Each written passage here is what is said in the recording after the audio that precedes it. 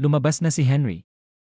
Ngayong hapon, ang dating Tropical Depression Henry ay opisyal na nasa labas na ng ating Philippine Area of Responsibility. Ngayon ay nasa 760 kilometro sa kanluran ng Northern Luzon at patuloy na gumagalaw palayo mula sa ating bansa.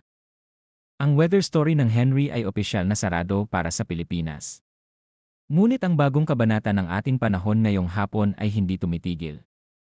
Ang southwest monsoon ay bumalik sa Southern Luzon, ang easterlies ay nakakaapekto sa silangan ng ating bansa, at ang temperatura ngayong araw ay bumalik sa 33 degrees. Nagpapakita na ang init ay nandoon pa habang tayo ay pumasok sa Hulyo. Magandang hapon mga kababayan. Ito ang inyong 24 oras na pagtataya ng panahon na inilabas ng Pag-asa ngayong alas 4 ng hapon nitong Huwebes, ika-2 ng Hulyo 2026. At ngayong hapon, mayroon kaming isang ulat ng isang bansang nagpapahinga mula sa mapanghamon na panahon ng Henry, ngunit nananatiling may 3 weather systems na sabay na aktibo ngayong araw.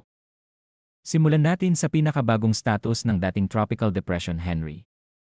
Simula alas 3 ng hapon ngayong araw, ang dating Tropical Depression Henry ay tinatantya ng Pag-asa sa 760 kilometro sa kanluran ng Northern Luzon, nakalagay sa 17.8 degrees Hilaga. 111.4 degrees silangan. Ang sistema ay gumagalaw patungong kanluran sa bilis na 30 kilometro bawat oras, na may pinakamataas na tuloy-tuloy na hangin na 55 kilometro bawat oras at mga gust na umabot sa 70 kilometro bawat oras. Ito ay opisyal na nasa labas na ng ating IE at patuloy na gumagalaw palayo mula sa ating bansa. Para sa lahat ng Pilipino, ito ay isang napakamagandang balita. Ang kabanata ng Henry ay opisyal na nagtapos para sa ating bansa ngayong hapon. Ngayon, pag-usapan natin ang pangkalahatang sinopsis ng ating panahon ngayong hapon at ang 3 weather systems na kasalukuyang aktibo sa ating arkipelago. Una, ang southwest monsoon ay bumalik sa western section ng Southern Luzon ngayong hapon. Ikalawa, ang easterlies ay nakakaapekto sa silangang bahagi ng ating bansa. At ikatlo, ang localized thunderstorms ay nananatiling posible sa Metro Manila at natitirang bansa. Pag-usapan natin ang bawat isa. Para sa Palawan, ang maulap na kalangitan na may nakakalat na ulan at mga kulog-kidlat ay inaasahan dahil sa southwest monsoon. Ang posibilidad ng flash floods at landslides ay nananatiling banta dahil sa katamtaman hanggang minsan ay malakas na ulan. Para sa lahat ng mga residente ng Palawan, ang habagat ay nananatiling nagdadala ng malakas na ulan sa inyong lugar ngayong hapon at gabi. Manatiling mapagmatsyag at tiyakin na ang inyong mga drainage systems ay malinis at hindi nakaharang. Para sa Zamboanga Peninsula, Basilan, Tawi-Tawi, Antique, at Occidental Mindoro, ang bahagyang maulap hanggang maulap na kalangitan na may mga isolated na rain showers o thunderstorms ay inaasahan dahil sa southwest monsoon. Para sa lahat ng mga residente ng mga lugar na ito, manatiling mapagmatsyag para sa posibilidad ng matinding kulog-kidlat na maaaring magdala ng mabilis at malakas na ulan sa loob ng maikling panahon. Para sa Bicol Region, Eastern Visayas, Caraga, at Quezon, ang bahagyang maulap hanggang maulap na kalangitan na may mga isolated na rain showers o thunderstorms ay inaasahan dahil sa easterlies. Ang pagbabalik ng easterlies bilang isang aktibong weather influence sa silangang bahagi ng ating bansa ay nagpapakita ng nagbabagong atmospheric pattern ngayong hapon matapos ang panahon ng Henry. Para sa lahat ng mga residente ng Bicol Region, Eastern Visayas, Caraga, at Quezon, manatiling mapagmatsyag para sa posibilidad ng matinding kulog-kidlat ngayong araw. Para sa Metro Manila at natitirang bahagi ng bansa, ang bahagyang maulap hanggang maulap na kalangitan na may mga isolated na rain showers o thunderstorms ay inaasahan dahil sa localized thunderstorms.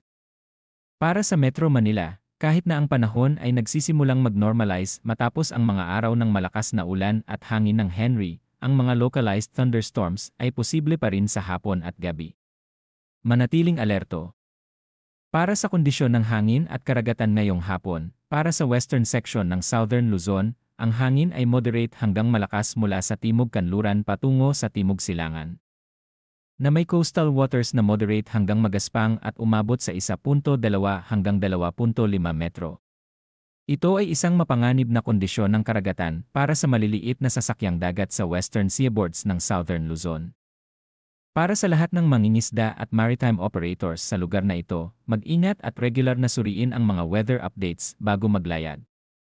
Para sa Visayas at natitirang Luzon, ang hangin ay magaan hanggang katamtaman mula sa silangan patungo sa timog silangan, na may coastal waters na 0.6 hanggang 2.1 metro. Para sa Mindanao, ang hangin ay magaan hanggang katamtaman mula sa timog patungo sa timog silangan, na may coastal waters na 0.6 hanggang 1.2 metro. Para sa temperatura at halumigmig ngayong hapon, ang panahon ay nagpapakita ng simula ng pagbabalik sa mas normal na kondisyon pagkatapos ng mga malamig na araw ng Henry. Ang pinakamababang temperatura ay 24.8 degrees Celsius na naitala ngayong alas 6 ng umaga, at ang pinakamataas ay 33.2 degrees Celsius na naitala ngayong alas 1 ng hapon. Ang 33.2 degrees ay isang makabuluhang pagtaas mula sa 27.7 degrees na pinakamataas na aming naitala noong nakaraang ilang araw ng Henry. Ang pagbabalik ng temperatura sa 33 degrees ay nagpapakita na ang malawak na cloud cover ng Henry ay nagsisimulang mawala at ang init ay bumabalik sa ating bansa. Ang pinakamababang relative humidity ay 58% ngayong tanghali, at ang pinakamataas ay 70% ngayong alas 5 ng umaga.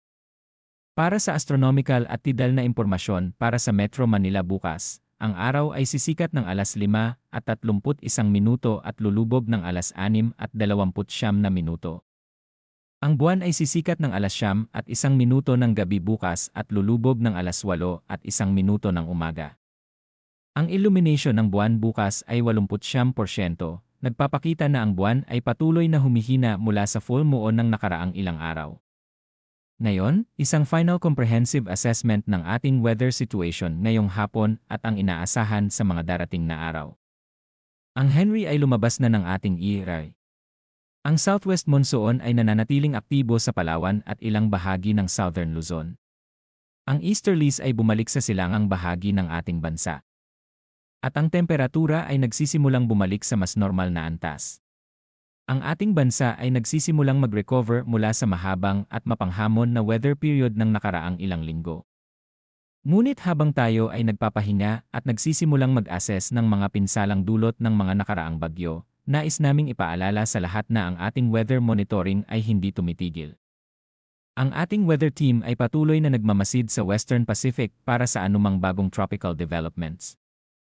Ang Tropical Wave 14 na aming binabanggit sa nakaraang ilang araw, at iba pang potensyal na disturbances sa Western Pacific ay patuloy na sinusubaybayan ng ating mga meteorolohista.